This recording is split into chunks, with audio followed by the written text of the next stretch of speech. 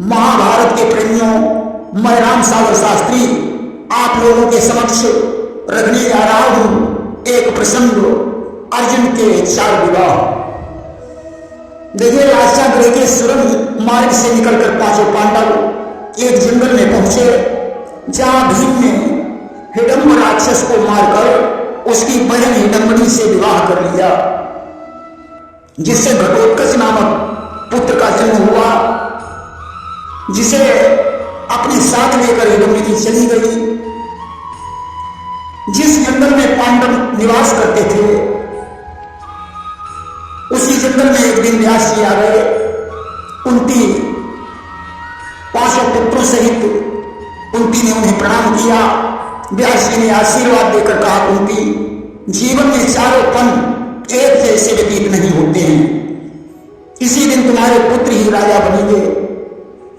अब समय काटने के लिए तुम एक चक्रपुर को प्रस्थान करो, वहां की प्रजा बहुत दुखी है, उसका हित हो जाएगा। कुंती पुत्रों समेत एक चक्रपुर को चली गई, जहां भीम ने वृकासुर को मारकर प्रजा को सुखी बनाया। इसके बाद व्यास जी ने कुंती को मणिपुर जाने की आज्ञा दी। कुंती 5 पुत्रों सहित मणिपुर में पहुंची। उधर भगवान कृष्ण ने गरुड़देव से कहा, जाओ पांडवों का पता लगाकर उन्हें मणिपुर में पहुंचा दो। हमारी तरफ से कुंती बुआ को धीरज बना देना। गरुड़ जी ने प्रस्थान कर दिया।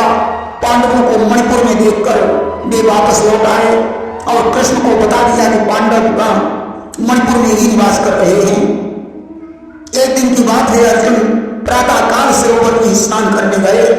अचानक एक मकड़ी ने उनका पैर पकड़ लिया, परंतु पैर पकड़ते ही वह मकड़ी स्त्री बन गई।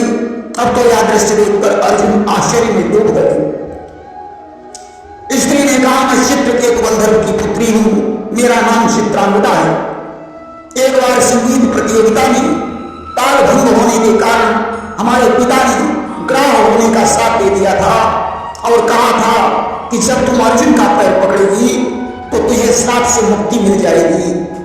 आज आपने मेरा उद्धार कर दिया, अब मैं तुम्हारे शरणों को जीवन भर नहीं छोड़ूंगी कि मैं पद सार अब नाही अवसर हमार पिता के पानी। अब आप मेरे पिता के पास चलें और मुझे अपनी पत्नी बनाकर अपने घर ले चलें। अर्जुन ने कहा, अभी हमारे रहने का कोई ठिकाना नहीं है, इसलिए तुम अपने घर जाओ, मैं शीघ्र तुम्हारे साथ आकर विवाह करूंगा। अर्जुन ने चित्रांगदा को वचन दिया और उसे विदा कर दिया। वापस लौट आए। इधर पांचाल नरेश द्रुपद ने द्रौपदी का स्वयंवर करने का विचार किया। भगवान कृष्ण ने गरुड़ को भेजकर पांडवों के पास सूचना पहुंचाई कि पांचाल नगर में द्रौपदी का स्वयंवर होने वाला है। द्रौपदी का विवाह अर्जुन के अतिरिक्त किसी से नहीं हो सकता है, इसलिए तुम पांचाल नगर में जाकर निवास करो। गरुड़ जी पांडवों को संदेश देकर चले गए।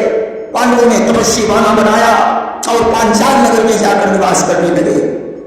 किताब स्वरूप रहे तहाँ जाई, अभी कमाई के दिवस गमाई। वे वहां भिक्षा मांगकर अपना गुजारा करने लगे। कुछ दिनों बाद द्रौपदी का स्वयंवर हुआ। भीष्म पितामह, द्रोणाचार्य, दुर्योधन, दुशासन, कर्ण, शल्य, अश्वत्थामा, सुशर्मा, चित्रसेन, प्रद्युम्न, अनिरुद्ध, कृष्ण आदि स्वयंवर में पहुंचे। अर्जुन ने लक्ष्य देख करके द्रौपदी से विवाह कर लिया। कौरवों के साथ उनका युद्ध हुआ। अर्जुन विजयी हुए। द्रौपदी 5 पतियों की रानी बन गई। उधर कौरवों को ज्ञात हो गया कि पांडव लाक्षागृह में जले नहीं बल्कि वो जीवित हैं। भीष्म ने धृतराष्ट्र से कहा, पांडवों को बुलाकर उनका आधा राजपाट वापस कर दो, ज्यादा अनित करना ठीक नहीं है। धृतराष्ट्र ने एक पत्र लिखवाकर विदुर को पकड़ाया कि यह पत्र जाकर द्रुपद को दे देना कि वे पांडवों को यहां भेज दें, मैं उनका आधा राज्य देने के लिए तैयार हूं। विदुर जी ने जाकर द्रुपद को पत्र दिया। द्रुपद ने पांडवों से कहा, धृतराष्ट्र तुम्हें आधा राज्य देना चाहते हैं। भीमसेन ने कहा, उसने पहले लाक्षागृह में चलाने का प्रयास किया, अब पता नहीं क्या करना चाहता है, इसलिए उसकी बातों पर मुझे विश्वास नहीं होता। धर्मराज द्रोणाचार्य ने कहा भैया भगवान कृष्ण के होते हुए हम लोगों का बुरा नहीं हो सकता है। आज तो पांडवगण हस्तिनापुर में आए, धृतराष्ट्र ने उन्हें खांडवपन का राज्य दे दिया, जहां पांडवों ने इंद्रप्रस्थ नगर बसाया और सानंद रहने लगे। एक दिन वहां देवर्षि नारद जी आ गए। उन्होंने धर्मराज से कहा राजन, पहले सुंद और सुंद नाम के दो दैत्य यहां रहते थे, जिनके बीच में एक ही नारी थी। एक दिन दोनों में झगड़ा हो गया और दोनों एक दूसरे के हाथों से मारे गए। इसलिए 5 पति होने के कारण द्रौपदी के महल में जाने का कोई नियम होना चाहिए। 72 दिन तक पांडव द्रौपदी के महल में निवास करे। एक पांडव 72 दिन तक द्रौपदी के महल में निवास करे। बीच में भूल से भी यदि कोई दूसरा जाए तो 12 वर्ष तक वन में निवास करे। कि नियम उल्लंघन करनी जो कोई 12 वर्ष वास बन होई। एक दिन रात में एक ब्राह्मण ने रक्षा हेतु अर्जुन को आवाज लगाई। अर्जुन अपना धनुष लेने द्रौपदी के महलों में चले गए, जिससे उनका 12 वर्ष का वनवास हो गया। सन्यासी का वेश बनाकर अर्जुन विचरण करने लगे। एक दिन भोगावती में स्नान करके अर्जुन शेषनाग का दर्शन करने के लिए पाताल लोक चले गए। शेषनाग ने अर्जुन को भक्त समझकर अपनी कन्या उलूपी का विवाह कर दिया। उसे साथ में लेकर अर्जुन मृत्युलोक में आए और उन्होंने चित्रांगदा के साथ विवाह किया। चित्ररथ ने अर्जुन को बहुत सा दान दहेज दिया। अर्जुन दोनों पत्नियों सहित वहां निवास करने लगे। नागराज के उपवन में 5 अनार के वृक्ष थे, जो अर्जुन के जीवन मरण की पहचान थे। उनमें ऐसी विशेषता थी कि जिस दिन अर्जुन की मृत्यु होगी उसी दिन 5 वृक्ष सूख जाएंगे। कुछ दिनों बाद चित्रांगदा और उलूपी गर्भवती हो गई। अर्जुन उन्हें छोड़कर तीर्थ यात्रा करने चले गए। उधर दोनों ने एक एक पुत्र को जन्म दिया। चित्रांगदा से बभ्रुवाहन और उलूपी से इरावन का जन्म हुआ। कालांतर में इरावन किन्नरों का देवता बन गया और बभ्रुवाहन मणिपुर का राजा बना। इधर तीर्थाटन करते हुए अर्जुन द्वारावती में पहुंचे, जहां उन्होंने बलराम की बहन सुभद्रा से विवाह किया। धीरे धीरे 12 वर्ष व्यतीत हो गए कि 12 वर्ष वास बन ऐसे गए सिराय। पारख ले सुभद्रनी अपनी गृह गए आए। भगवान कृष्ण भी सुभद्रा के सहित इंद्रप्रस्थ में पहुंचे। एक समय भगवान कृष्ण और अर्जुन सभा में बैठे हुए थे। उसी समय अग्निदेव ब्राह्मण का रूप बनाए हुए उनके पास आए। उन्होंने कहा, हे धनुर्धारी अर्जुन, मेरी रक्षा करो, मैं गर्मी से जल रहा हूं। राजा मरुद ने 12 वर्ष लगातार विशाल यज्ञ की, इतनी आहुतियां पड़ी कि मैं व्याधि युक्त हो गया, इसलिए मुझे कदली वन में पहुंचा दो। आज भगवान कृष्ण और अर्जुन अग्निदेव को कदली वन में ले गए। अब तो उनकी गर्मी से कदली वन में आग लग गई कि पावक बन माही लगी। सुरपति क्रोध अपार, प्रलय काल के मेघ सब आयो बड़े संभाल। इंद्र ने प्रलयंकर मेघों को पानी बरसाने का आदेश दे दिया, परंतु पानी स्वयं पानी हो गया कि पानी खुद पानी था। पानी ने उल्टा काम किया, बन कर तेल रूप उसने उस बन का काम तमाम किया। कुछ भक्तों का विचार है कि अर्जुन ने बाणों की छतरी बना दी थी, जिससे कदली वन पर पानी का असर नहीं पड़ रहा था। अब पशु पक्षी और तरुवर जेते पावक सकल जराए तेते। जितने पशु पक्षी और वृक्ष थे सभी जलकर समाप्त हो गए। जीव जंतु सब करन पुकारा, दानव दैत्य भयो सब सारा। कदली वन के जीव जंतु पुकार करने लगे, दानव और दैत्य जलकर सार हो गए। उसी वन में मैदान का वास था। वह अर्जुन से प्रार्थना करने लगा कि हे अर्जुन, मैं तुम्हारी शरण में हूं कि आपन शरण राघुन मोही। और कबहु करब काज मुझे बचा लिया तो मैं प्रतिज्ञा करता हूं किसी दिन तुम्हारे काम में अवश्य आऊंगा। भगवान कृष्ण ने कहा अर्जुन मैदान की रक्षा करना उचित है। अर्जुन ने अग्निदेव से कहा मैदान नहीं चलना चाहिए। अग्निदेव ने उसे छोड़ दिया। आज मैदान अर्जुन और कृष्ण को प्रणाम करके वहां से चला गया। उसी वन में मोरनी नाम की एक नागिनी रहती थी। उसने आकाश की तरफ उड़ान भरी।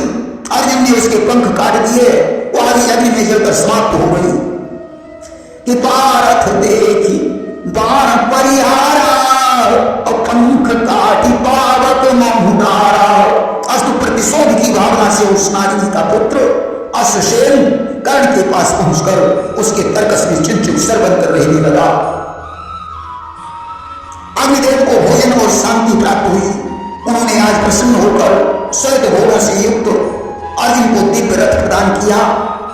इस प्रकार कुछ दिनों तक भगवान कृष्ण ने इंद्रप्रस्थ में निवास किया। इसके बाद द्वारकापुरी लोग आए कि कछु दिन कहाँ रहे भगवान अपनी द्वारावती की न बयाना। एक दिन देवर्षि नारद द्वारावती में पहुंचे। भगवान कृष्ण उस समय रुक्मिणी के महल में बैठे हुए थे। नारद ने उन्हें पारिजात का पुष्प प्रदान किया। भगवान ने वह पुष्प रुक्मिणी को दे दिया। सत्यभामा क्रोधित हो गई। भगवान ने अर्जुन को कुबेर के बाग से फूल लेने के लिए भेजा, जहां हनुमान से उनका झगड़ा हो गया। दोनों अपने अपने इष्टों को बड़ा बताने लगे। परीक्षण हेतु अर्जुन ने बाणों का फूल बनाया। हनुमान ने उसे तोड़ने का प्रयास किया। भगवान ने कमल रूप धारण करके पुल की रक्षा की और रामकृष्ण का मिश्रित रूप दिखाकर दोनों का समझौता करवाया और अंतर्ध्यान हो गए। अपाचे पाठ लंघे श्रीपति सो सतभामणि गयो। इसके बाद अर्जुन फूल लेकर कृष्ण के पास पहुंचे। कृष्ण ने सत्यभामा को पुष्प दे दिए। सत्यभामा प्रसन्न हो गई। भगवान कृष्ण ने अर्जुन को हृदय से लगा लिया। कुछ दिनों तक द्वारकापुरी में निवास करके अर्जुन इंद्रप्रस्थ को लौट आए। इसके बाद धर्माश्वमेध में कृष्ण इंद्रप्रस्थ में फिर पहुंचे। दिग्विजय करने का आदेश दिया, जिसमें जरासंध भीम के द्वारा मारा गया। सभा भवन में जल को थल समझकर दुर्योधन द्रौपदी द्वारा अपमानित हुआ। कृष्ण की अग्र पूजा देखकर शिशुपाल उन्हें गाली देने लगा और कृष्ण के हाथों से मारा गया। दुर्योधन द्रौपदी से अपना बदला चुकाना चाहता था, इसलिए उसने सभा जोड़कर पांडवों पर चढ़ाई करने का विचार किया। शकुनी जुए के खेल में माहिर था। उसने कहा भांजे, अगर एक बार धर्मराज जुआ खेलने के लिए तैयार हो जाएं तो मैं उन्हें राजा से भिखारी बना सकता हूं। दुर्योधन ने विदुर से कहा, चाचा जी, यद्यपि मैं जानता हूं कि जुआ खेलना अच्छी बात नहीं है, फिर भी मेरा मन जुआ खेलने को कर रहा है। इसलिए आप धर्मराज के पास मेरी तरफ से जुआ का निमंत्रण देने के लिए चले जाइए। विदुर जी दुर्योधन को भीष्म और द्रोण के पास ले गए। उन्होंने समझाया, दुर्योधन, छल कपट से पांडवों का कुछ भी नहीं बिगाड़ पाओगे। जिस ज्ञान को तुम बिचारोगे उसमें स्वयं फंस जाओगे। परंतु दुर्योधन नहीं माना। उसने विदुर को इंद्रप्रस्थ भेज दिया। आज विदुर इंद्रप्रस्थ में पहुंचे। पांडवों ने उनका यथोचित सत्कार किया। विदुर ने दुर्योधन का दूत निमंत्रण दिया और कहा, मुझे माफ करना, जाना न जाना तुम्हारी मर्जी पर डिपेंड है। धर्म ने कहा, चाचा जी, भगवान कृष्ण जिसके सहायक हों उसका कोई क्या बिगाड़ पाएगा। भीम ने कहा, अगर यह युद्ध का निमंत्रण होता तो मैं युद्ध के लिए तैयार था। द्यूत का निमंत्रण है तो भी मुझे स्वीकार है।